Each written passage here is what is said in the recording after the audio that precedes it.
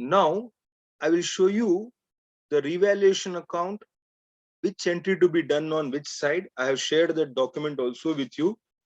The discussion I have just now done in the journal entry method, but I will show you here if it is a account, how to make an entry in the revaluation account. So if it is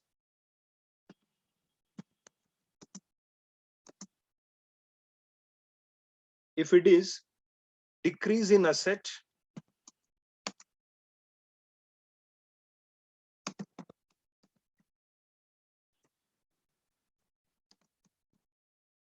it will be entered here, revaluation account debtor to asset account.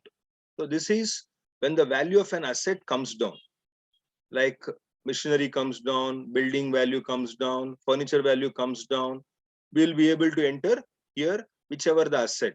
Furniture means furniture, machinery means machinery, like that. So similarly, here, if it is value of asset increases, it is going to be on the credit side. So that is going to be asset account debtor, then revaluation account becomes credit. So as you know, left hand side is debit, right hand side is credit. So if you think from business point of view, this is going to be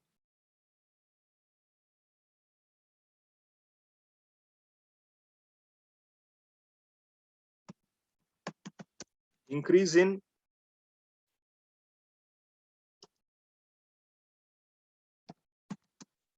asset and decrease in liability. So this is going to be benefit, that is a profit. So increase in asset is a profit, decrease in liability is a profit, it comes on credit side. So the reverse of this will be debit side. It is going to be here decrease in asset, increase in liability. So when a value of asset comes down, it is a loss, it will be debited. When the liability value increases, it is going to be debited. So this is the main thing, just I have shown you for your purpose to make you understand. So one part I have done, the next one, to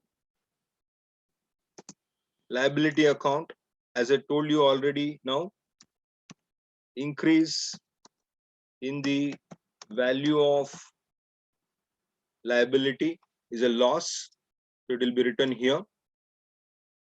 So similarly, if it is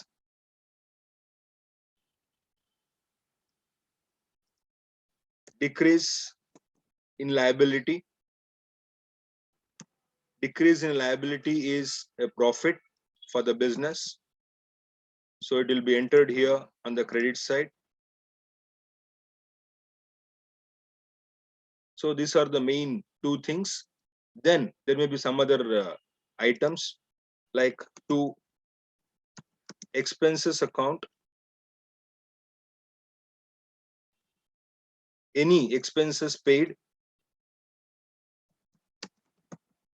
or expenses outstanding, not paid.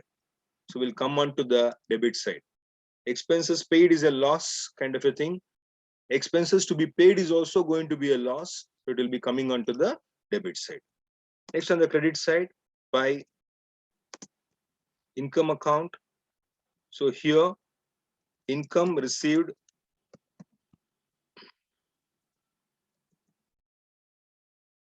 or income to be received will be a gain for the business. So that is going to be entered on the credit side. So by income account. So these are the three important things you should know. So one is connected to asset, one is connected to liability, the other one is expense on the debit side.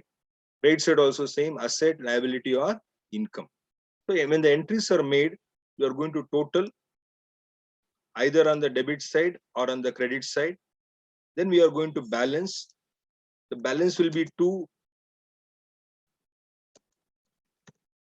old partners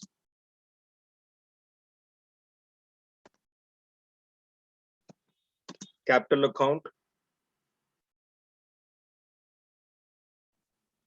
We call it as revaluation profit.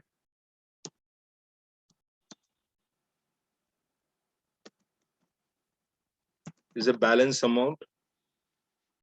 If it is credit is more and debit is less. Debit is less. If debit amount is more, debit side total is more, then it is going to be by old partners capital account is going to be revaluation loss. So both will not come. Remember, both will not come. Either profit will come or loss will come. Both will not come. So that is going to be the pro forma for revaluation account.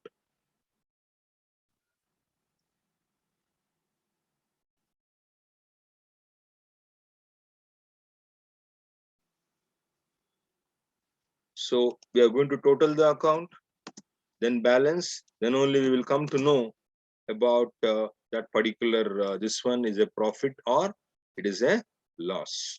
Otherwise, we will not know. So balancing an account, after making entry, which side total is more, we'll check. If credit is more, it becomes profit, that is debit will be less. If debit is more, credit is less, it is going to be revaluation loss. Remember, so this is credit side is like a profit, debit side is like a loss. So this you have to remember. So this is credit is income, debit is expenses. So debit side, that you have to remember. If you remember this, you'll be able to do the revaluation account very successfully.